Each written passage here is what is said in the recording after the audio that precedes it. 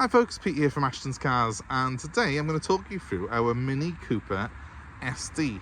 This is the diesel 5-door high performance version of the Mini hatchback, and it's what's called the F55 model.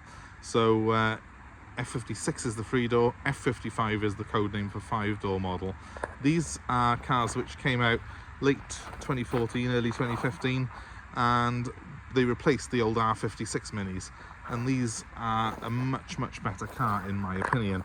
We sell quite a few of them here, and obviously the SD is one of my favourites in the range because it's got a massively torquey 2-litre turbo diesel engine which they've borrowed from BMW.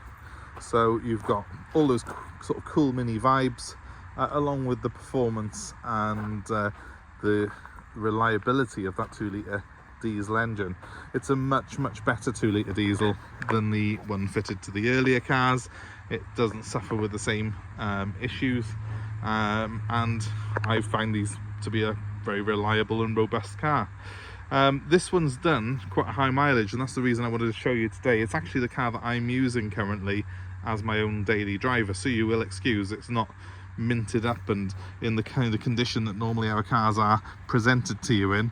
It's actually one that I've driven into work with today. It's got some of my stuff in it, and well, it is going to be available for sale, but it's a car that I'm personally quite enjoying running and owning at this very moment.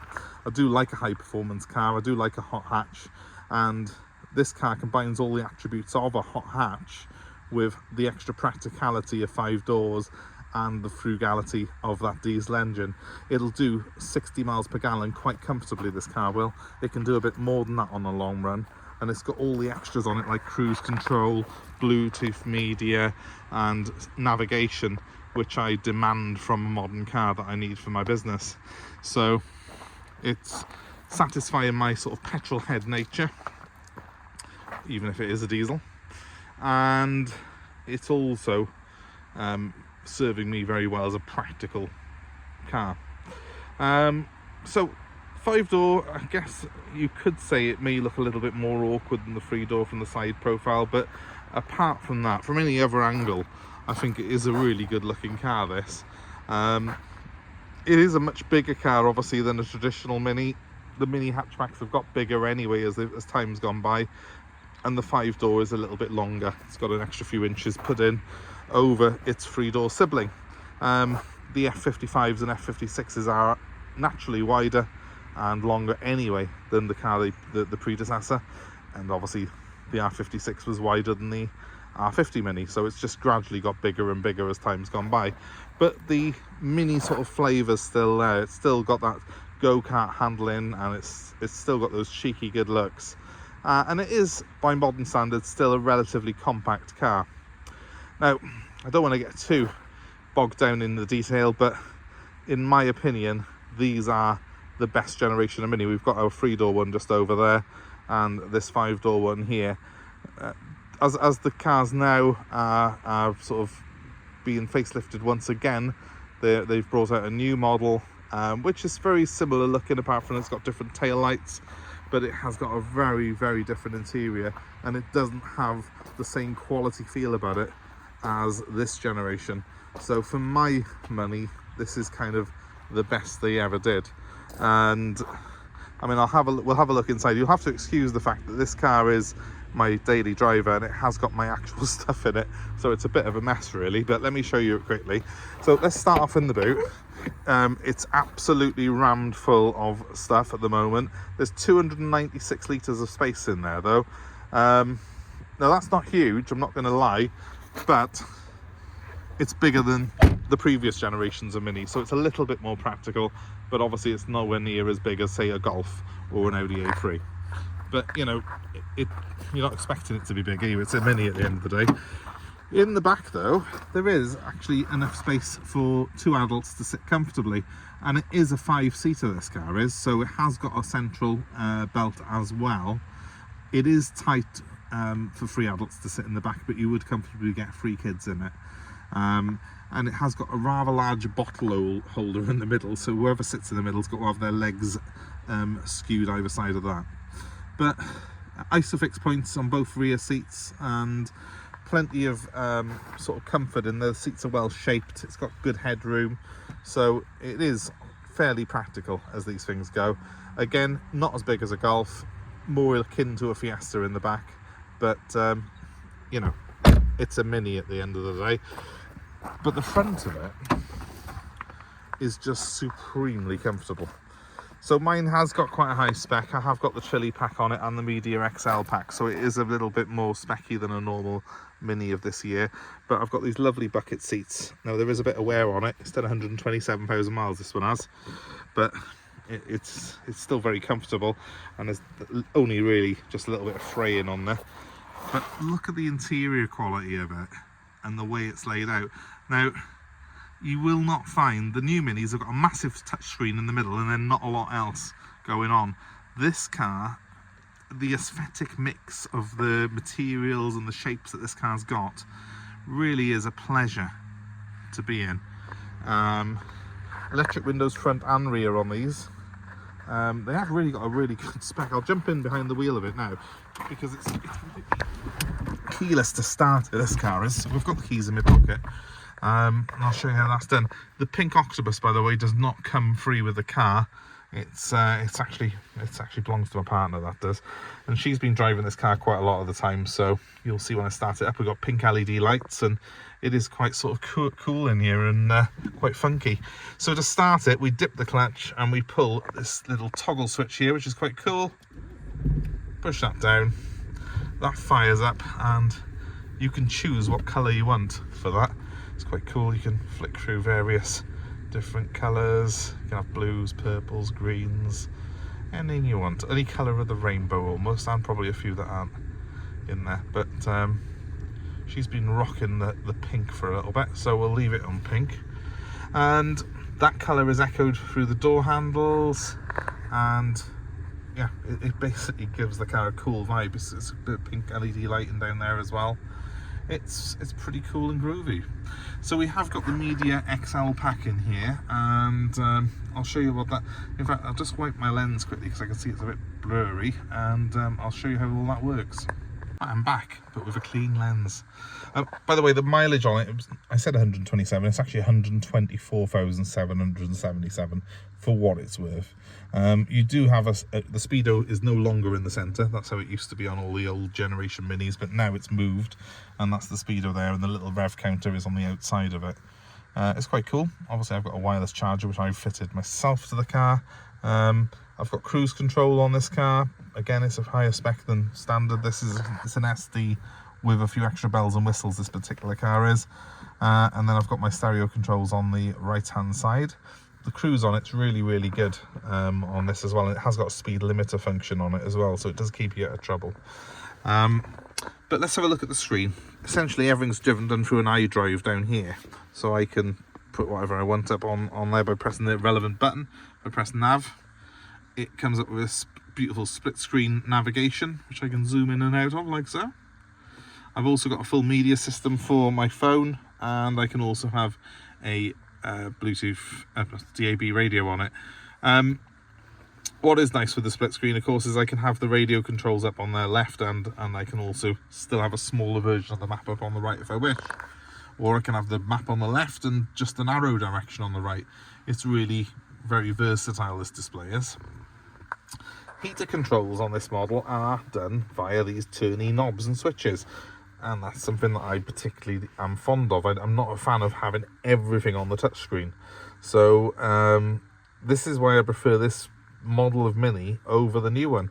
You spend 40 odd grand on a new equivalent of this. They don't do a diesel anymore, they don't even do a manual, so it's not as engaging to drive. You know, you're stuck with an electric or a hybrid, and you're stuck with automatic transmission, so it's a bit less of a driver's car in my opinion.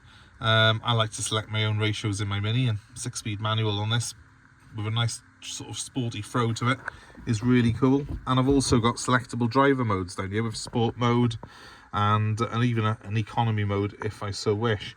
But yeah, this isn't a touchscreen essentially. Everything's gone through the iDrive on it, but it's got everything you need on it. It doesn't need any more than this has got. And there's some really funky cool things, like if I turn the volume down on it, I can have that as the volume selector on it. Haven't got it set up that way at the minute, don't know why. Maybe I've got to start it up actually to do that, have I? Oh yeah, it works off the thing. There we are. There we go. I was doing it off the wrong switch. So that's basically becomes the volume switch. You can have it set up so that's actually the rev counter as well. It's quite cool, some of the little details and things that they've added to this car. It's very mini, if that makes sense, because it's just quite quirky. It is very well engineered as well. Things like the rear view mirror are well engineered in this car. It makes it feel like the rear is quite a long distance away, when actually, if you look behind you, it's actually quite close. But it makes the car feel, gives the illusion of it being quite a big car. The way it sits on the road and the visibility that you get with it make it feel more like a big car. It does feel very, very sturdy, but it needs to, because believe it or not, this car has got 170 horsepower and it weighs about 1300 kilos, and that means this car will do 140 miles an hour and 0 to 60 in just over 7 seconds. So it's seriously rapid. So yeah, it needs to feel pretty secure on the road, quite frankly. Even though it's got all that performance on it, it never feels unsettled. It's very, very easy to drive. It's very, very quick for weaving in and out of traffic, and that's part of the reason I'm using it at the moment. Is it's just a blast every day. I've got a 45-minute commute and I enjoy every moment of it when I'm driving a car like this. It's just great fun to drive this car. If you're looking for a car at the moment, there's so much information out there on whether you should buy electric, hybrid, diesel, petrol, none of the above, just get a push bike. You really can't go wrong with a diesel like this. A hot diesel, in my opinion, is great, and this car meets the Euro 6 emission standards, so it's not going to cost you to take it into the ULEZ zone. You know, it ticks all the boxes for the current situation. Obviously, yes, electric cars might be all well and good in the city, but at the moment we haven't really got the infrastructure there, and certainly not where I am here in South Wales. And I'm just not a fan of electric cars, if I'm being honest, because to me they haven't got the character. This car with a 6-speed manual box in it, you know, you really do have fun chucking it through the gears, chucking it through the corners. It's a giggle every time you get in behind the wheel. So for me, that's why I'm currently driving this Mini Cooper SD. That said, you can alleviate me of that pleasure if you want, because it will be coming up available for sale very shortly on our website. And if you're interested in it, it's done a few miles. It's got a couple of stone chips on the front end. I'm not gonna lie, it's a bit dirty at the moment, but it's not perfect, but it's pretty good. Is that a mark, or is that, no, that's just where it joins.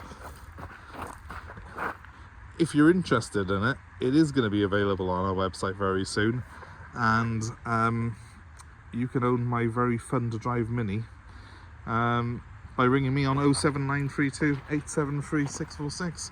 Give me a call. It'll be available to have nationwide delivery. We can take it anywhere in the UK for you, and we can take your old car in part exchange. So yeah, give me a call if you're interested in it, and I'll just tax the 3-door one up instead.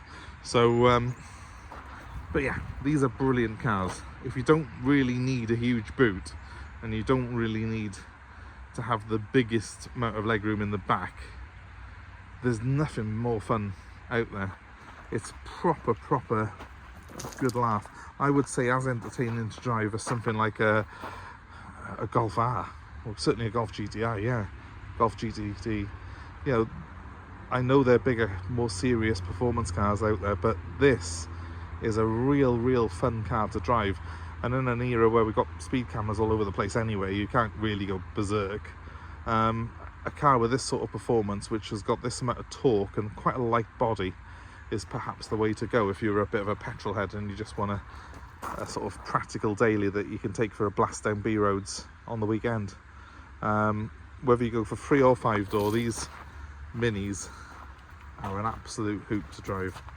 So give me a call if you're interested, and of course, regardless, please, if you're watching this far, you should really give us a subscribe, and you should hit the notifications, and then you'll be kept abreast of all the new videos that we put up.